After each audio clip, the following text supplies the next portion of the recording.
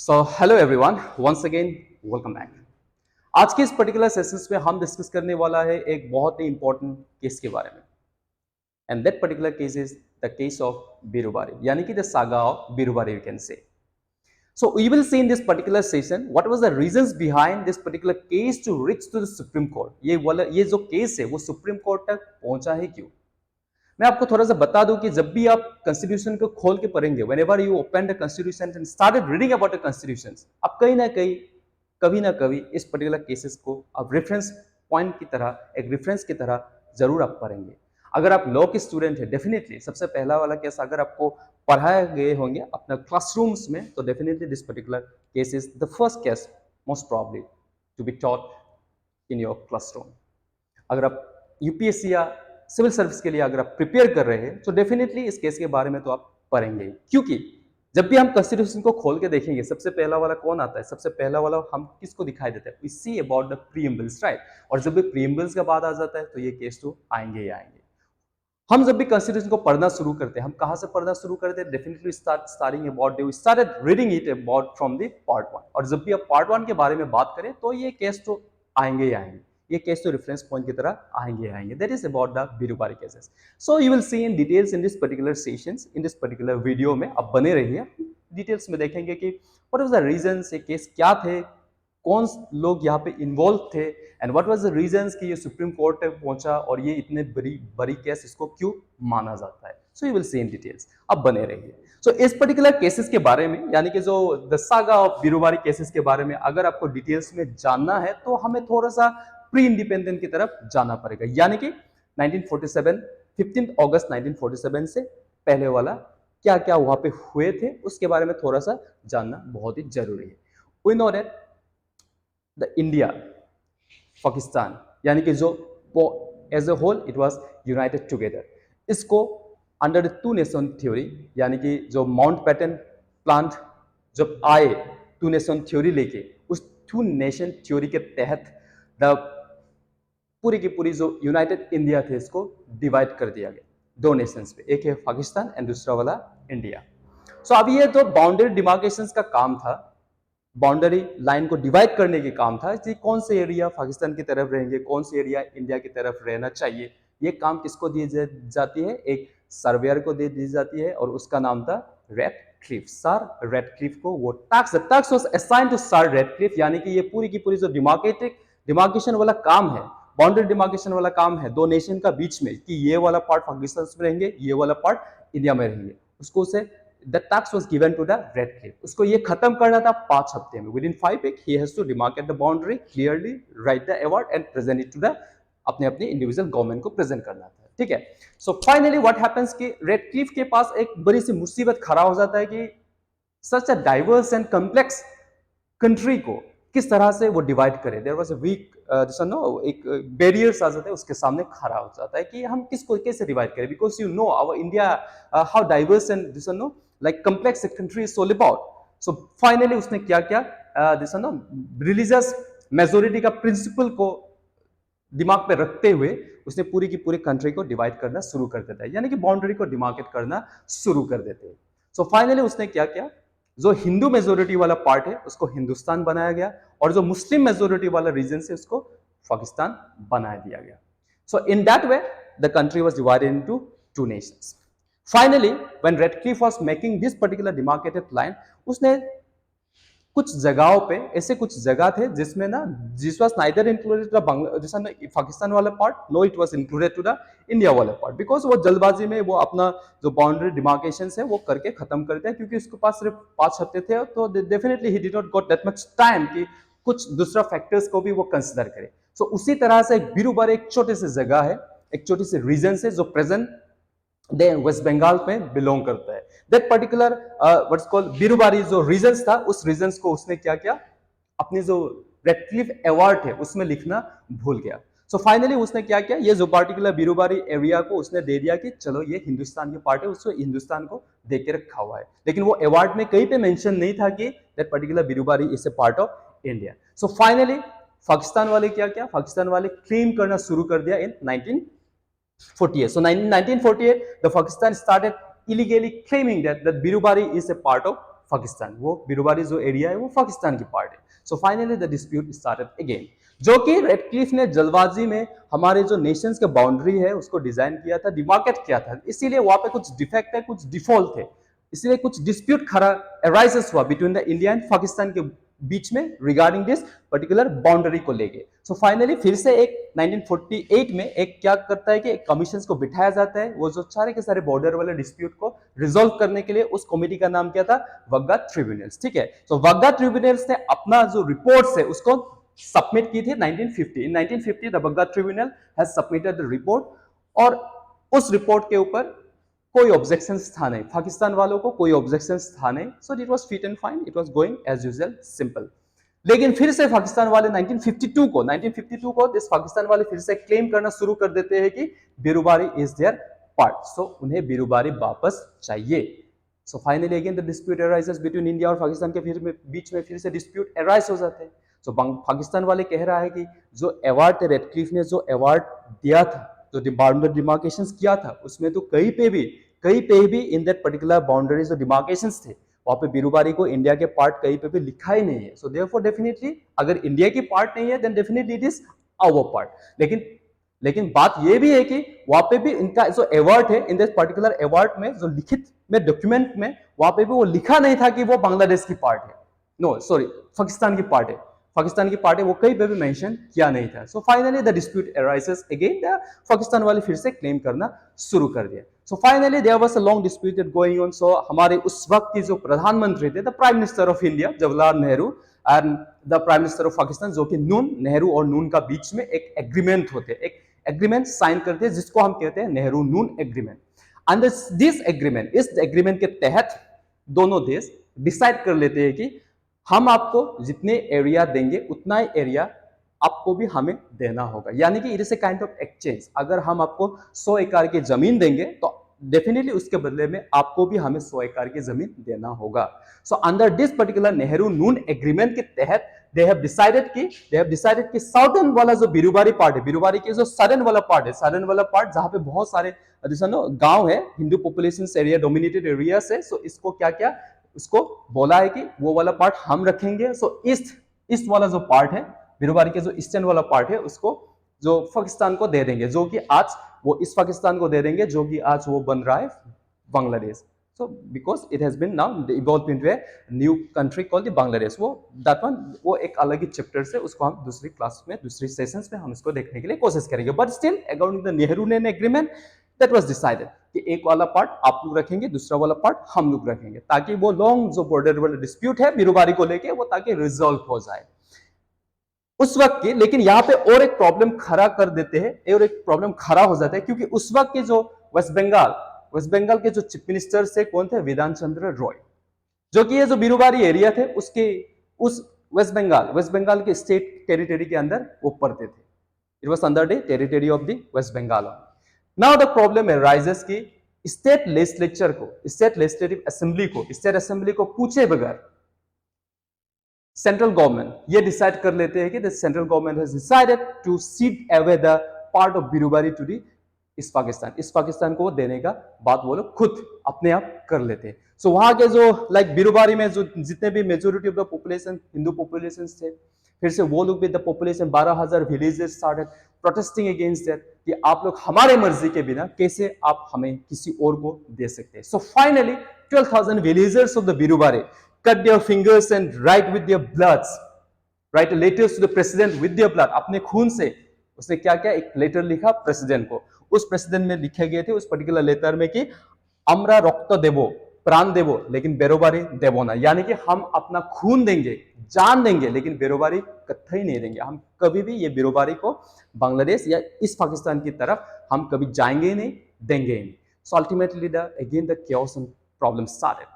So is which this particular people, the village Birubari, the villagers of the Birubari, at the same time chief ministers of the Viran Chandra Roy, chief minister of West Bengal जो कि Viran Chandra Roy, write letters to the president को लिखा। So president compelled to come into this particular case, so he was compelled to look into the matter of this particular cases। So president को इसमें घुसना पड़ा, उसमें आना पड़ा by force इस केसेस को रिगार्डिंग।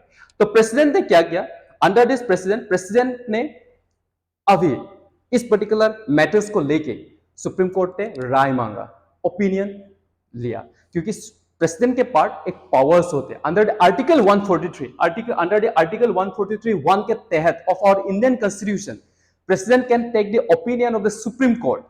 वो सुप्रीम कोर्ट से ओपिनियन ले सकता है रिगार्डिंग एनी लीगल मैटर्स या लीगल इश्यू। और ये सुप्रीम कोर्ट एक प्रॉपर 5 जज के एक बेंच बिठा के उस पर्टिकुलर ना टॉपिक के ऊपर चर्चा करके जजमेंट दे सकते हैं अगर चाहे तो। अगर नहीं चाहे तो वो रिजेक्ट भी कर सकते हैं। It is not mandatory, it is not binding on the supreme court to decide over this particular जो भी क्वेश्चंस लीगल मैटर के ऊपर जो भी उसको क्वेश्चन पूछा जाए उसको देने के लिए बाइंडिंग नहीं है, बट जनरली दैट हैपेंस। सो एक प्रॉपर 5 बेंच के एक जज बिठा के सुप्रीम कोर्ट अपना ओपिनियन अपना जो भी है ना जिसका डिस्कशन करके उस पर्टिकुलर केसेस के ऊपर वो राय प्रेसिडेंट को दे सकते हैं। So in that way finally president ने सुप्रीम कोर्ट को अप्रोच किया, कौन से तहत के अंडर द आर्टिकल 143 जो सुप्रीम कोर्ट ने जो हमारे इंडियन कॉन्स्टिट्यूशन में प्रेसिडेंट को एम्पावर करते हैं सुप्रीम कोर्ट से ओपिनियन लेने के लिए। तो सुप्रीम कोर्ट को हमारे जो उस वक्त की प्रेसिडेंट है डॉक्टर राजेंद्र प्रसाद ने 3 सवाल पेश किया सुप्रीम कोर्ट के सामने। तो पहला क्वेश्चन ये था कि is any legislative action necessary for the implementation of the agreement relating to the Berubari union? क्या सिर्फ और सिर्फ एग्जीक्यूटिव यानी कि गवर्नमेंट का पास इतना क्या पावर है क्या कि वो हमारे जो इंडिया के एक पर्टिकुलर टेरिटरी को सीट करने के लिए किसी और को देने के लिए, क्या वो कभी भी नहीं समझा कि पार्लियामेंट को उसमें ना पार्लियामेंट को इन्वॉल्व करने के लिए कभी सोचा ही नहीं? क्या इतना पावर्स हमारे गवर्नमेंट के पास है क्या कि वो लेजिस्लेटिव पार्लियामेंट को ही इन्वॉल्व ना करके अपने मर्जी से वो किसी हमारे इंडिया की जो टेरिटरी है उसको किसी और को दे दे? Do they have got that much power? पहला वाला सवाल। सेकंड वाला सवाल पूछा गया है कि if so is a law of parliament related to the article 3 of the constitution sufficient for the purpose और is an amendment of the constitution in accordance with the article 368 of the constitution necessary in additions और in alternatives? अगर parliament के पास क्या उतना powers है क्या, या हमारे जो आर्टिकल 3 है अंडर द आर्टिकल 3 क्या गवर्नमेंट आर्टिकल 3 के तहत हमारे जो इंडिया है या हमारे जो कंट्री के एक पर्टिकुलर टेरिटरी या पर्टिकुलर लैंड बाउंड्री एरिया क्या वो किसी को सीट कर सकता है? हमारे आर्टिकल 3 के अंदर क्या उतना पावर हमारे आर्टिकल 3 के अंदर जो भी लॉ लिखे गए is that law enough for ceding a particular territory of India to some other country? किसी को दे सकने के लिए इतना काफी है क्या? अगर है नहीं, if the article 3 is not enough, अगर आर्टिकल 3 में जो भी लिखे गए लॉ है अगर वो काफी नहीं है, if it is not enough then is it mandatory? तीसरा वाला सवाल उसने पूछा कि क्या मैंडेटरी है क्या कि हमें आर्टिकल 368 के तहत कॉन्स्टिट्यूशन को अमेंड करना क्या जरूरी है क्या, ताकि ये पूरी की पूरी जो भी सीडिंग वाला पार्ट है, जो भी डेफिनेशंस हमारे आर्टिकल 3 में लिखे गए हैं उसको पूरा का पूरा ऑल्टर किया जाए, ताकि वो इस पर्टिकुलर जो सीडिंग वाला पार्ट है, एक पर्टिकुलर इंडिया से जो भी टेरिटरी किसी को देने वाला पार्ट है, ताकि वो अमेंड करके इसको दे सके। ठीक है, in that way 3 questions was पेश thrown into the supreme court को वो 3 क्वेश्चंस डिटेल्स में सुप्रीम कोर्ट के सामने राजेंद्र प्रसाद जी ने रखते हैं। So finally what happens, supreme court ये पूरा की पूरी टॉपिक के ऊपर चर्चा करते हैं, दे सारे डिस्कसिंग, एक प्रॉपर 5 जज की बेंच बिठाते हैं। ये पूरी की पूरी जो भी चल रहा था, प्रेसिडेंट ने जो भी सवाल उसके सामने ला के रखा उसके ऊपर चर्चा किया, they started discussing and properly finally they come into a conclusion. वो क्या करते हैं कि एक पर्टिकुलर कंक्लूजन पे आते हैं। सो कंक्लूजन पे आके वो बोलते हैं कि वहां पे फिर से द पेटिशंस इंडियन गवर्नमेंट की तरफ से एज यू नो दैट कि इंडियन गवर्नमेंट की तरफ से जो भी केसेस है वो किसके द्वारा लड़े जाते हैं, अटॉर्नी जनरल ऑफ इंडिया के द्वारा। एट द सेम टाइम वहां पे जो स्टेट बीरूबारी वाले लोग थे उन लोग के बीच में भी PIL फाइल किए थे। तो ultimately arguments by government argue करना शुरू कर देते कि नो, हम लोगों ने no cession of the land, हम लोगों ने जो बीरूबारी को देने के लिए बात की गई है जो नेहरू एग्रीमेंट के तहत, हमने वहां पे किसी को हमने लैंड दिया ही नहीं, क्योंकि ये एक ना समझौते की बदौलत है, हम आपको जितने भी दे रहे हैं हम उससे ले रहा है उतना है। तो यहाँ पे किसी को दे दे वाला बात तो सवाल है ही नहीं, because it is like equal give and take type. ठीक है, so no cession of the land, this is the argument government की तरफ से बात। गवर्नमेंट की तरफ से ये रखे गए थे। Mere settling of the boundary dispute by exchanging the land, बस हम लोग ये डिस्प्यूट को सेटल करने जा रहे हैं, सेटल करना चाहते हैं बस बाय एक्सचेंजिंग द लैंड, ठीक है। Hence no legislative intervention is required, जिसमें और ये सब सेटलमेंट के लिए वी थिंक दैट लेजिस्लेशन को इसमें क्या नया कानून बनाने के लिए कोई जरूरत है ही नहीं। This is what the government की तरफ से, क्योंकि राजेंद्र प्रसाद जी ने जो भी क्वेश्चन सुप्रीम कोर्ट को भेजे थे उसमें डायरेक्टली पूछा गया था क्या गवर्नमेंट के पास इतना पावर्स है क्या कि वो हमारे इंडिया के एक पर्टिकुलर पार्ट को वो किसी और को दे दे विदाउट लेजिस्लेशन की इंटरवेंशन से। Do that much, do that power, our constitution conferred that power to the government और not? That was asked to the Supreme Court. So in that way, in argument, in counter argument, the government has replied this particular part from the government के तरफ से। उसके बाद argument against the exchange. According to the preambles, Parliament has no power to alter the territory of country. जो petitions वाले थे, petition जिसने file किया था नेहरू नून एग्रीमेंट को लेके, ये जो बीरूबारी वाला पार्ट है इसको सेडिंग को लेके, उसमें भी दूसरा पेटिशंस वाले क्या करते थे कि वो लोग बोला है कि हमारे प्रीएम्बल्स है, हमारे प्रीएम्बल्स में लिखे गए हैं, हमारे प्रीएम्बल्स में है कि गवर्नमेंट के पास कोई भी पावर नहीं होता है अपना टेरिटरी को किसी और एक कंट्री को देने के लिए, क्योंकि हमारे जो प्रीएम्बल्स है वहां पे सॉवरेनिटी के बारे में लिखे गए, हमारे प्रीएम्बल्स में यूनिटी के बारे में लिखे गए, unity of the India, sovereignty of the India के बारे में लिखे गए। अगर आप लोगों ने, if the government is giving away, ceding away a particular part of the land in terms of exchange ही हो या उसको पूरी की पूरी दे ही रहा हो, but still you are giving away a particular territory of the India to some other country, right? So उसके तहत you are violating our constitution, यानी कि आप प्रीएम्बल्स को वायलेट कर रहे हैं। प्रीएम्बल्स में जो लिखे गए शब्द है, जो लिखे गए वर्ड्स है, उसको आप लोग वायलेट कर रहे हैं, क्योंकि प्रीएम्बल्स में कहीं पे भी वो लिखा ही नहीं है कि गवर्नमेंट के पास इतना पावर्स रहे, इतना पावर्स गवर्नमेंट के पास कन्फर्ट है कि वो एक particular part of the India को किसी और को दे दे। It was not written, so therefore it is completely mention that कि parliament has no power, parliament के पास पावर है ही नहीं इंडिया की टेरिटरी को किसी और को दे दे, ठीक है। और again article 13C only talks about the acquiring the territory and not seeding any territory. Article हमारे जो पार्ट 3 ऑफ आवर कॉन्स्टिट्यूशन है उसमें साफ लिखे गए हैं कि हमारे इंडिया अगर स्टेट नया स्टेट क्रिएट कर सकते, India can create a new state, state की जो बाउंड्री है अगर चाहे तो वो बढ़ा सकते हैं, घटा सकते हैं with in the state, with in the territory of the India. अगर इंडिया चाहे तो किसी और से बाउंड्री ला लैंड एरिया वो ले सकता है, it can take it, involve include कर सकता है, लेकिन वहां पे लिखा नहीं है कहीं पे भी, it was not mention that कि इंडिया हमारे जो कंट्री है वो अपना लैंड एरिया को किसी और को दे रहे, it was not written over there. So under this particular condition terminology से वो लोग पीआईएल फाइल करते हैं गवर्नमेंट की अगेंस्ट पे। सो फाइनली ये सब को एनालाइज करते हुए हमारे सुप्रीम कोर्ट अपना जजमेंट देते हैं इस तरह से। सबसे पहला बात सुप्रीम कोर्ट बोलते हैं कि यार आप लोग जो भी पेटिशंस फाइल कर रहे हैं वो प्रीएम्बल के आधार पर फाइल कीजिए मत, क्योंकि प्रीएम्बल को इससे कोई लेना देना है नहीं, क्योंकि preamble is not a part of the constitution.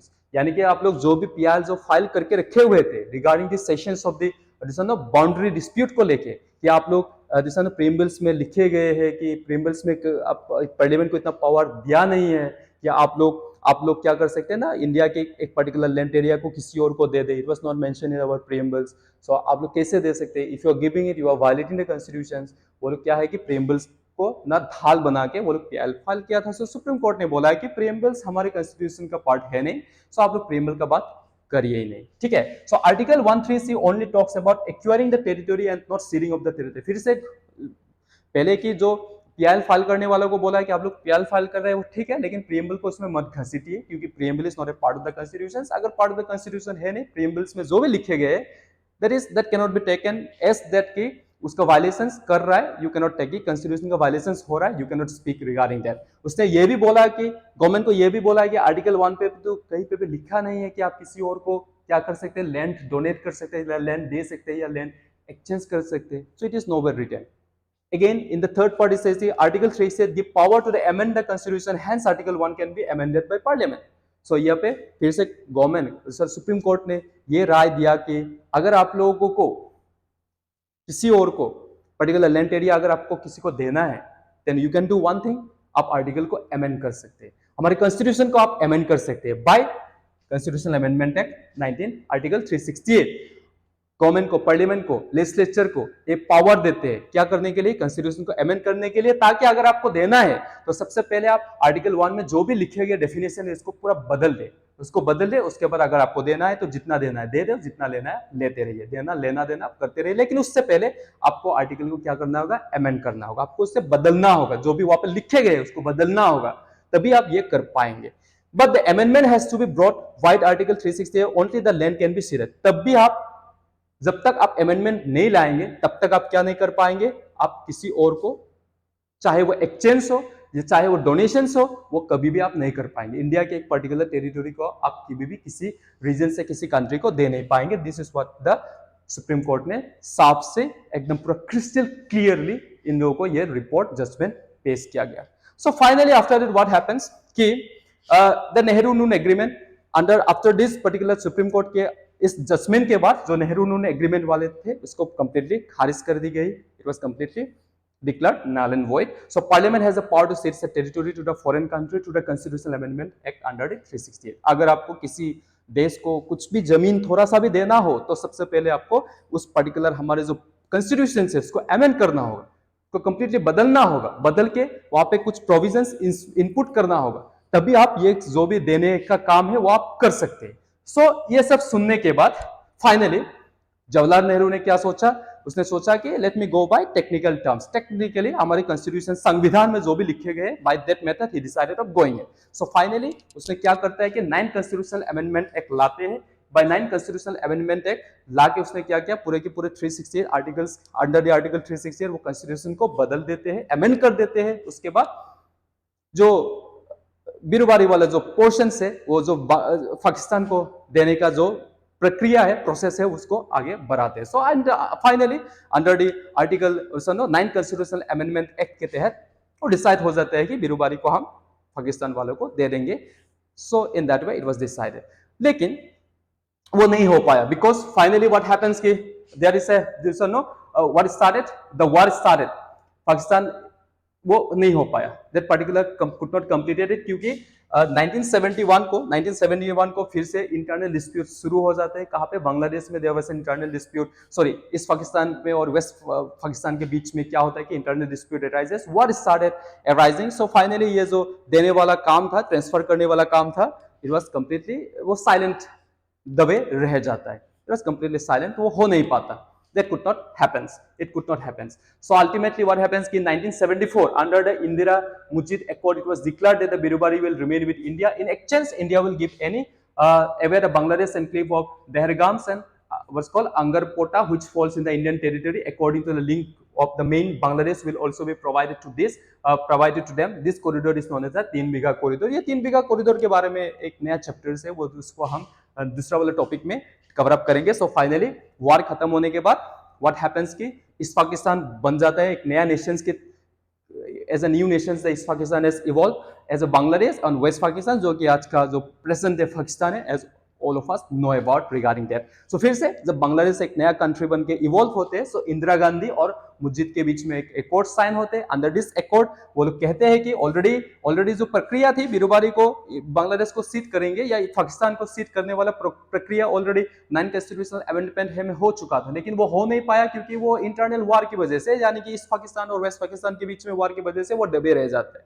सो जो कि 19 वार के बाद आफ्टर वार ईस्ट पाकिस्तान बांग्लादेश में बदल जाता है ना, वो ईस्ट पाकिस्तान एक नया नेशन बांग्लादेश की तरह इवॉल्व होता है और इंदिरा गांधी और बांग्लादेश के बीच में एक साइन होते हैं, एग्रीमेंट्स होते हैं। अंडर दिस एग्रीमेंट्स बोला गया है कि बीरूबारी को आप दे दे, आप लोगों को हम लोग दे देंगे, लेकिन उसके बदले में बीरूबारी को हम इंडिया की तरफ ही रहने देंगे। Let the Berubari, because the population of the Berubari wants to be with the part of India, so let the Berubari be a part of India, लेकिन आप लोगों को उसके बदले में Dahagram and what's called Angarpota area आप लोगों को हम दे देंगे। In that way the settlement या जो भी है डिस्प्यूट है उसको सुलझाने के लिए कोशिश करते हैं, ठीक है। सो इन दैट वे दिस 3 बीघा वाला कॉरिडोर वाला पार्ट भी हम दूसरे एक सेशंस पे डिस्कस करेंगे। सो फाइनली क्या हुआ है कि under the 100 constitutional amendment act 2015 में हमारे कॉन्स्टिट्यूशन को फिर से अमेंड करते हैं और ये जो बीरूबारी वाला जो डिस्प्यूट है उसको सेटल कर देते हैं।